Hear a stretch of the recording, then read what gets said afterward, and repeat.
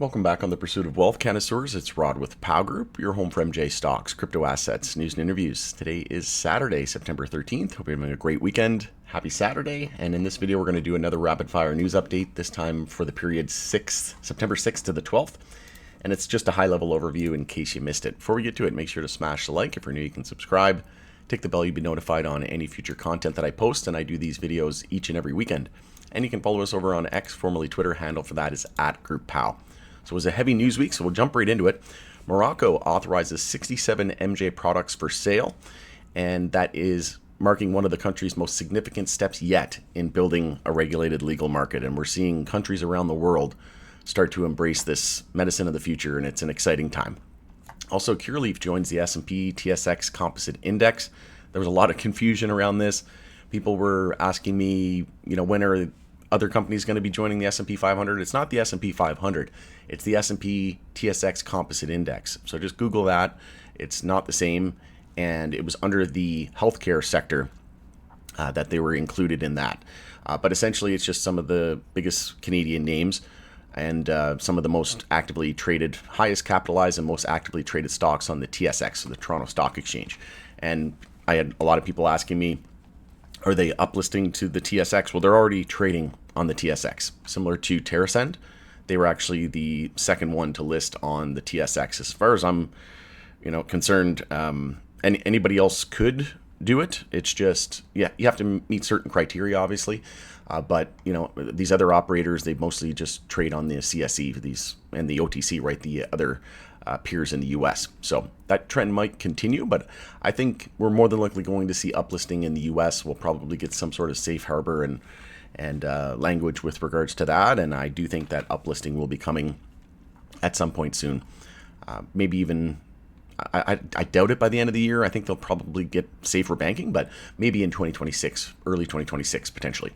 Also, NBC new poll finds only 27% of American adults believe MJ legalization is bad for society. I thought that was a little high, but definitely an overwhelming majority think that it's not bad. Also, Levia, I think it's pronounced, original founders reacquiring MJ beverage brand from AYR Wellness. So Christian and Eric Rogers signed a definitive agreement to take back the Massachusetts-based brand that's been on the market since 2021. Also, Congresswoman says federal MJ policy is at a standstill. I don't think anybody needed to be reminded of that or told that, as Trump weighs rescheduling. So, it's frustrating. I know, we were told a few weeks, and it's been, about a month. It was August 11th, so it's been over a month since they said a few weeks. But that could mean many, right? It could be 2 weeks, 3. It could be 3 weeks, 4 weeks, 5. Who knows, right? But at the end of the day, there were some things happened, right? I know I don't want to get into that, but there's a lot of other issues happening, and what happened this week. It was just absolutely terrible, and we're seeing all kinds of crazy stuff happen these days, and I hope that it doesn't keep going in this direction. There's already been many attempts on people's lives, and this is just unacceptable. And there's a lot of issues right now. There's, MJ, I know we're all super passionate about it, but at the end of the day, there's other issues, and they'll get to it eventually, right? And I've said many, many times that I think after crypto legislation, they're gonna pivot over to MJ policy. I'm very confident of that. And there's only one really piece of legislation left, and that's the Clarity Act for crypto. And then, like I said, there'll be nothing left to regulate there. There'll be clear rules of the road. They have the Genius Act, stablecoin, and then they'll have market structure, the Clarity Act, and then I think they're going to pivot over to MJ. Like I said, that'll be in the spotlight after that. And Mike Tyson expects good news on MJ rescheduling. He says on podcast hosted by Trump official's wife. So that was the what was her name? Katie Miller? Yeah, Katie Miller. So I thought this was kind of funny. I think I posted a video on this a couple of days ago. But yeah, I don't think we need to be taking his word for it, because he didn't even know what schedule it was. That was the second time that I've seen a video with Mike Tyson, and he didn't even know if it was schedule 3, schedule 1. He doesn't have a clue. So I don't really think that this is super promising that he's saying, oh, I'm expecting good news. Well, he didn't even know what it was scheduled. So I don't know. Take it with a grain of salt as far as I'm concerned. But I do think the writing's on the wall. You know, he said multiple CEOs have said that Trump said that he was going to reschedule. And, at the end of the day, no one has a crystal ball, so we'll just have to wait and see. But I do think that we're going to get some positive reform here in the not too distant future. Also, the cannabis company expands Ohio footprint with the opening of Norwalk and introducing the VZ, Storz & Bickel's most compact and accessible vaporizer yet. So this is 25 years in the making. I can't believe they've been operating for 25 years. But yeah, that's a huge feat, and congrats to the Storz & Bickel team. They make fantastic products. But if you haven't seen those, you can check it out. Also, former Trump cabinet member says MJ rescheduling would help to destroy this country. You literally can't make this stuff up, folks. Like it's so asinine, and like there's no way people can actually believe this. He's talking about how it will create more crime, and the MJ back in the day wasn't as potent as it is now, and it's just, we're almost 7 years legal here in Canada, folks. Just come up here, go drive around and tell me if there's a lot of crime, like zombies on the streets. No, it doesn't exist after almost 7 years. It's like they just pretend like, oh, it's going to destroy the country, right? They're protecting the big pharmas and the alcohols and the tobaccos and the incumbents. And it's ludicrous. It doesn't make any sense. And these same talking points are getting old, and people are seeing through the BS now. And the people have spoken. 90% of Americans want it legal in some form, and it's going to happen eventually, whether they like it or not. They're just trying to stall it. They can't stop it. Like I said, the train has left the station. Also, De Lorenzo's Pizza in Hamilton, New Jersey, to launch combination pizzeria and MJ dispensary. So it's an 86-year-old staple, and they closed it temporarily as renovations begin to turn the restaurant into a combination pizzeria dispensary. That would be pretty cool. I know there's some people in the Pow Group private community, and I think I can't remember who it is. I think you own a pizzeria. One of the Pow Group private community members. You'll have to let me know if this is something that you would consider. I think it's Nick that owns the pizzeria. But Nick, if you're listening, maybe you want to follow in their footsteps and convert your pizzeria into a multi-purpose dispensary pizzeria. Let me know if you end up doing that. I'd love to go visit. All right, New York's legal MJ sales top $2 billion, including over $1 billion in 2025, as state approves 46 more licenses. And Switzerland plans for a single online MJ retailer. What will this mean for its upcoming adult use market?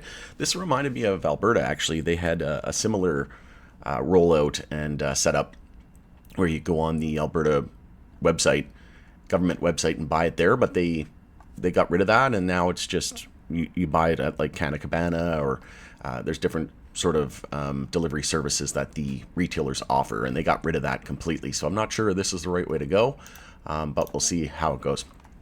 Also, Aurora and Copia release English physician experience platform to broaden access to medical MJ case studies.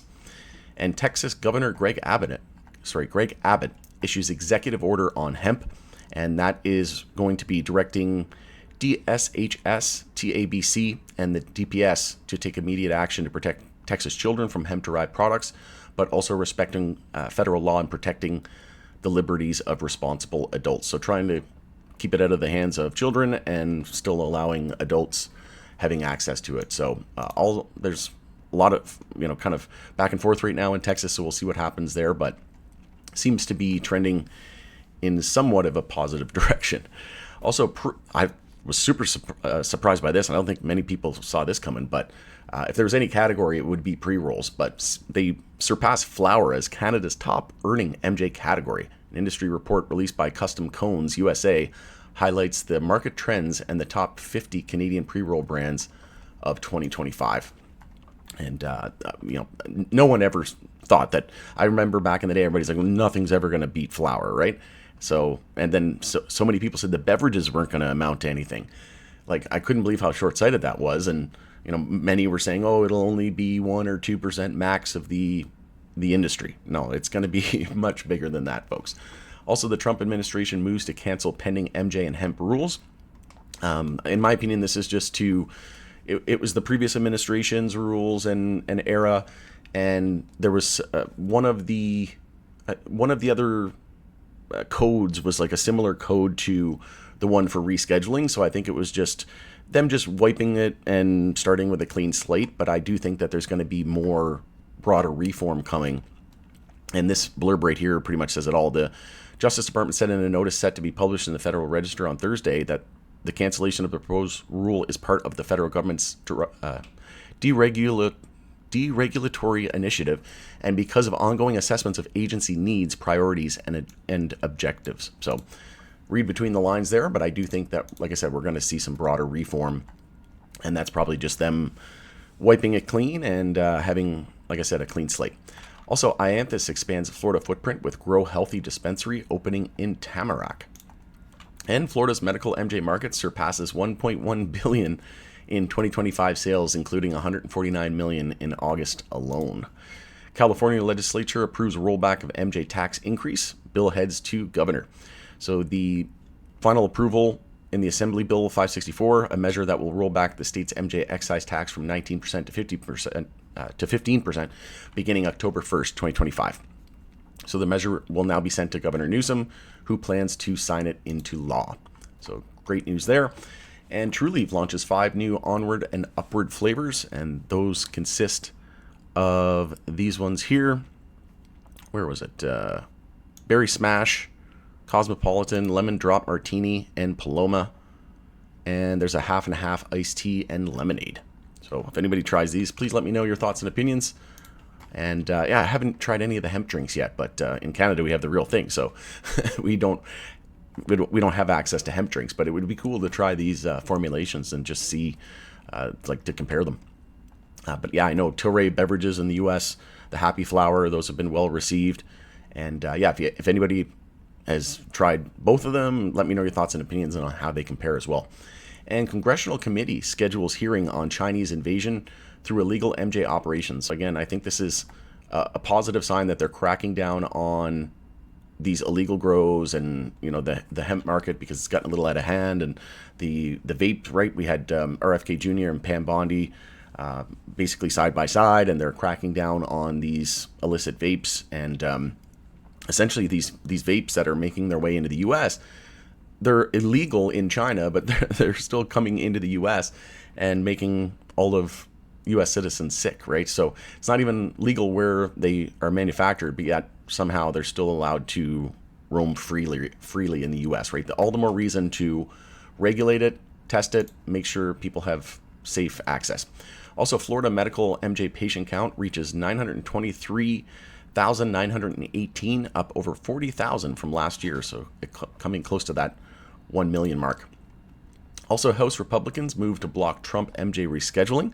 So this was interesting. I don't think there's going to be really much coming out of this, but the House Appropriations Committee inserted language into a spending bill that prevents money from being spent to reschedule MJ, but it's unclear whether that would stop any action the Trump administration plans to take on the issue. But he'll do so despite opposition from his own party. So yeah, we'll keep close eyes on that. I think it's just mostly FUD, to be completely honest with you. And look at this. Who would have thought? Legal MJ in Germany is shrinking the illicit market by almost 90%. This is a great sign, folks. This is, like I said, it's going to happen eventually, right? In the U.S., it's happening around the world. The U.S. is never first or never last. It was the same thing with crypto. And this might even kind of give them a little bit of a wake-up call.